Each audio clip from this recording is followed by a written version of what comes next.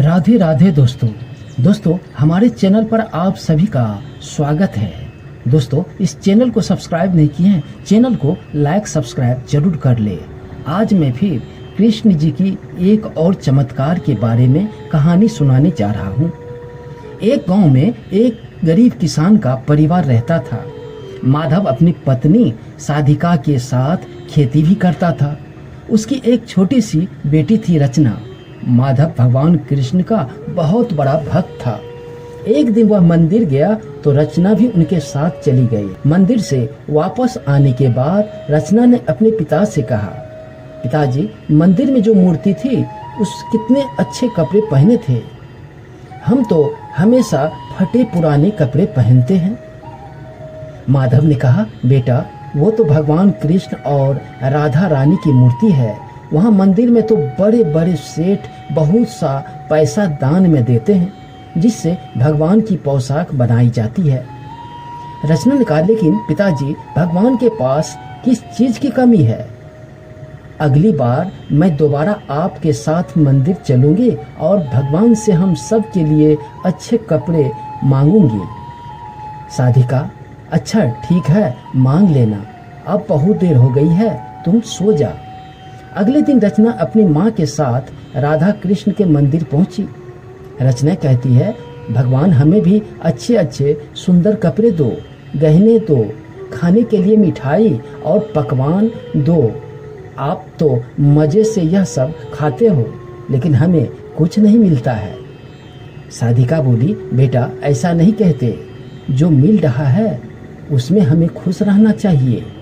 कुछ देर बाद भगवान के सामने बैठकर दोनों ने माँ बेटी घर वापस आ जाती है। इसी तरह कुछ दिन और बीत जाते हैं। इसी बीच एक सेठ जी मंदिर में आते हैं। सेठ जी, पंडित जी, में भगवान कृष्ण के श्रृंगार के लिए यह रेशमी पटका और राधा जी के लिए यह रेशमी चुंदरी लाया हूँ। साथ में सोने के गहने भी लाया हूँ।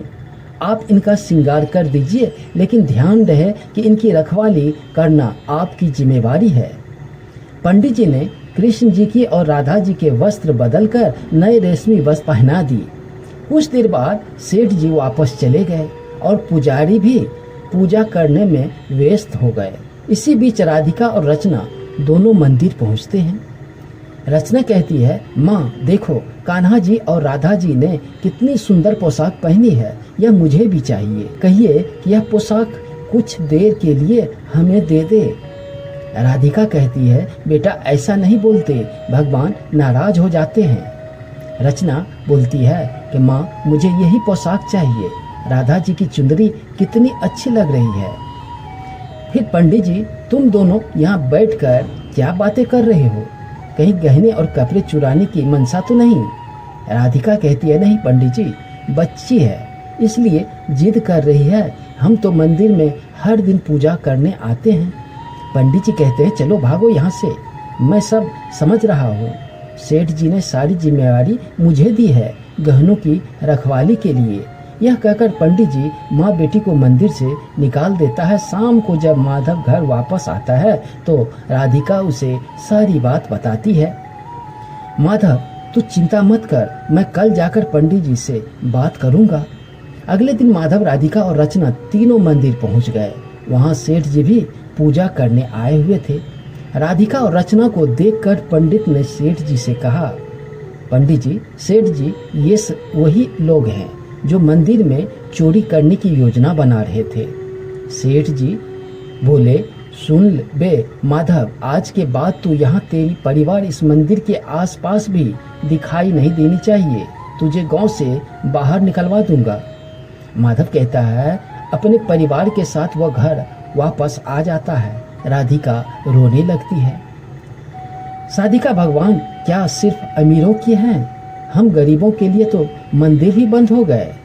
रचना कहती है, तुम चिंता मत करो माँ, मैं अब कभी भी नए कपड़े नहीं मांगूंगी। तीनों बिना खाए पिए सो जाते हैं। अगले दिन माधव खेत पर जाने के लिए तैयार हो रहा था, तभी उसने एक आदमी बुलाने आता है। माधव अपने परिवार के साथ मंदिर पहुंचता है तो उसे पंडित जी ने बताया कि राधा कृष्ण जी की रेशमी पोशाक काली पड़ गई है। उसे हटाकर दूसरी पोशाक पहनाई है और वह भी काली पड़ गई।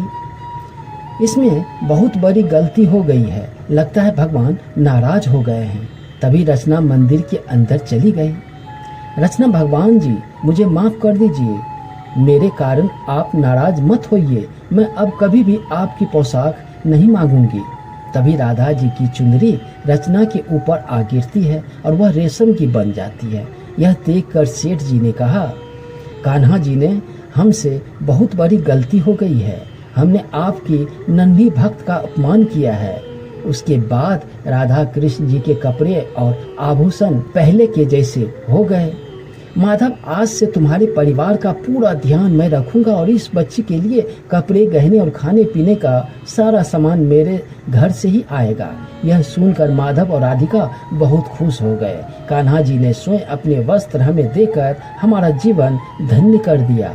उस दिन से रचना और उनका परिवार पूरे गांव में मान सम्मान के साथ मिलजुल कर रहने लगे। दोस्तों, ये कहानी कैसी लगी कमेंट में ज़रूर बताइए और चैनल को लाइक सब्सक्राइब जरूर कर लें। धन्यवाद।